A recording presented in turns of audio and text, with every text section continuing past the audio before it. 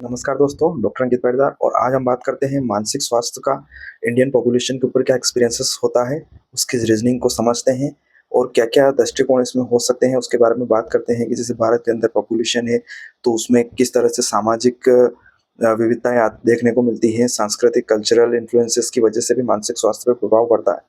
है, तो इसके बारे में बात करते हैं। तो क्या है कि बहुत सारी बार क्या है कि इस चीज़ों को अनदेखा किया जाता है, जैसे पारंपरिक समाज में जो भी चीज़ें चलती आ रही हैं, तो उसमें क्या है कि मानसिक स्वास्थ्य को लेके बहुत सारी बार कुछ दृष्टिकोण विकसित हुए हैं। तो उसमें क्या होता है कि मानसिक दुर्बलता, अशुभता और व्यक्तिगत कमजोरी से जोड़ लिया जाता है, जिससे क्या है कि मानसिक स्थिति में सुधार नहीं हो पाता है और जो अनुभव रहते हैं, जो चुनौतियाँ रहती हैं, जो संभावित विचार रहते हैं मनुष्यों के, वो सुधार में नहीं हो पाते हैं। उसकी वजह से क्या है कि मानसिक समस्याएँ धीरे-धीरे बढ़ने लगती हैं। तो इसके बारे में बात करते हैं, समझते हैं कैसे क्या ये चीज़ें हमारे मेंटल हेल्थ पे अफ़ेक्ट करती हैं, कैसे हमको राइट ट्रीटमेंट लेने से रोकती हैं और कोई अगर पेशेंट है स्टार्टिंग फेज़ में उसको डिप्रेशन, एंग्ज़ायटी या फिर कोई भी मेंटल इलनेस से वो परेशान है, तो क्यों वो ट्रीटमेंट ले नहीं पाता है, क्यों मन ही मन वो उदास रहता है, खुल के बता नहीं पाता है, तो इन सब चीज़ों के बारे में आज बात करेंगे।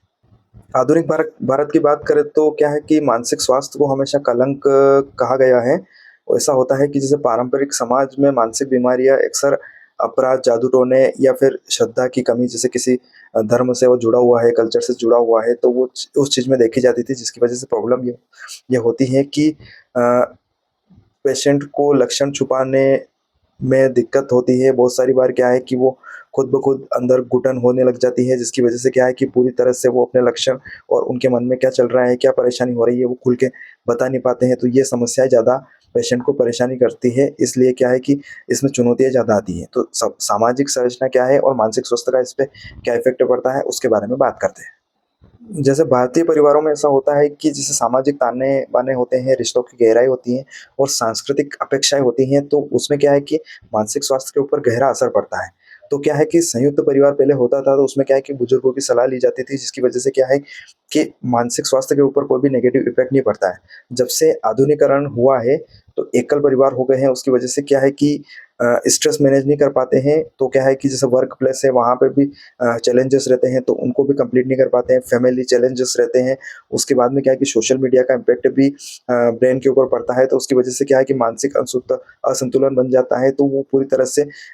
वर्क नहीं कर पाते हैं और सेटलमेंट नहीं बिठा पाते हैं सब चीज़ों में। तो माइंड बैलेंस बनाना सबसे बड़ी चीज़ है इसमें। सेकंड थिंग सर इसमें आती है कि पारिवारिक दबाव, मतलब क्या है कि जो पारिवारिक दबाव रहता है, उसकी वजह से भी परेशानी होती है, जैसे कि जो अपेक्षाएँ रहती हैं, एक्सपेक्टेशंस रहती हैं फैमिली मेंबर्स जो बच्चे रहते हैं उनके लिए, तो उसमें क्या है कि ज़्यादा प्रॉब्लम देखने को मिलती है। तो सबसे पहले नौकरी का लगना, उसमें क्या है कि सामाजिक प्रतिष्ठा के मानदंड पे युवाओं को प्रेशर बनाया जाता है, जिसकी वजह से ये प्रॉब्लम होती है कि उनकी प्रॉब्लम होती है कि नौकरी नहीं लगती है, तो भी परेशानी रहती है, लग जाती है तो कंपैरिज़न चलता है कि उनकी सैलरी इतनी है, उनकी कम है, तो इसमें ज़्यादा परेशानी होती है। तो उसकी वजह से क्या है कि स्ट्रेस, टेंशन, डिप्रेशन की चांसेस अ, बढ़ जाते हैं। उसकी वजह से क्या है कि आत्मसम्मान की कमी भी होने लग जाती है, क्योंकि क्या है कंपैरिज़न ज़्यादा होता है, तो ये समस्याएँ ज़्यादा परेशान करती है। सेकंड थिंग देखा जाए इसमें, तो शहरी जीवन रहता है, अकेलापन रहता है, तो उसकी वजह से भी परेशानी होती है। जैसे कि जैसे कार्यस्थल जो भी वर्क प्लेस रहता है, वहाँ पे एक तो टेंशन रहती है, लंबी दूरी की नौकरी रहती है, जाना-आना डेली का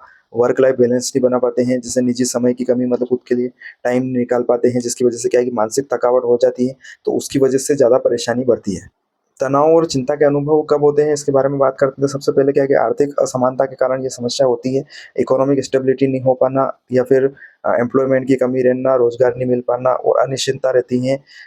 उसमें क्या है कि पारिवारिक समस्याएँ भी तनाव और चिंता को बढ़ावा देती हैं इस मामले में। और क्या है कि करियर में कॉम्पिटिशन होना, जो सामाजिक जो प्रेशर रहता है, कुछ एक्सपेक्टेशंस रहते हैं, वो भी पूरे नहीं हो पाते हैं, तो उसकी वजह से क्या है कि युवाओं में देखा जाता है कि स्ट्रेस, एंग्जायटी, डिप्रेशन के शिकार हो जाते हैं और इन चीज़ों से वो परेशान होने लग जाते हैं। तो क्या है कि ये चीज़ें घरों-घर में बढ़ती जा रही हैं, हर घर में ये प्रॉब्लम देखने को मिल जाएगी। और सेकंड थिंग इसमें देखा जाए तो जैसे डिप्रेशन होता है, साथ में सुसाइडल टेंडेंसी भी हो जाती है, सुसाइड के थॉट्स भी आने लग जाते हैं। तो इस चीज़ों को भी संभाविक तौर पे अनदेखा किया जाता है कि प्रेशर में आके ये डिप्रेशन में चले जाते हैं। उसकी वजह से क्या है कि आत्महत्या की कोशिश करने लग जाते हैं, जिसकी वजह से ज़्यादा परेशानी इनको होती हैं। तो इन चीज़ों के बारे में सोशल गाइडेंस की ज़रूरत रहती है, बाकी समय पे ये चीज़ें नहीं मिल पाती हैं।